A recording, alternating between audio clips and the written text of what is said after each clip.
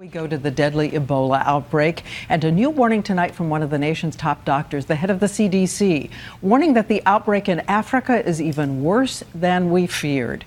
ABC's own chief medical editor, Dr. Richard Besser, is right there on the front lines of an epidemic. Tonight, the head of the CDC traveling in Liberia announced the world is losing the fight against Ebola.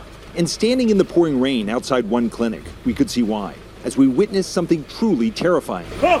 These men, in head-to-toe protective gear, heaving the body of one victim, still highly contagious, into a flatbed truck piled high with others. Immediately afterwards, spraying him down with bleach.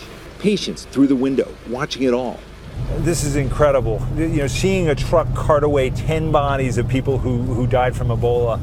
I can't imagine what someone is thinking who has arrived there for treatment. It's the gates of hell, going into that treatment ward and knowing that the odds are you're going to come out in a body bag. So many doctors and nurses themselves have become victims. Losing those healthcare workers, just devastating. In the Ebola zone, even before the outbreak, only one doctor for every 100,000 people. What's your biggest worry now? The loss of lives of healthcare workers. I'm really concerned about that. We saw for ourselves the lack of protective equipment. He's totally covered up for going into the Ebola ward. The final part is putting this hood on, but they don't have hoods that are ready-made, so they're making hoods out of other protective equipment. This clinic opened just 9 days ago, but it's already overflowing. Going into the triage unit here at JFK Hospital, they're assessed to see could they have Ebola, and if they are, they're put into isolation. I spoke with the nurses, risking their lives every day. The Liberian government estimates up to 75% of Ebola deaths have been women, in part because they are the primary caregivers. Do you worry working here that you could get Ebola? Sometimes it's scary, but we have to help our own people.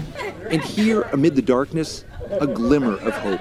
This woman seemingly cured. And how do you feel today? I'm okay. Jumping. When can you go home? Now. She's one of the lucky few.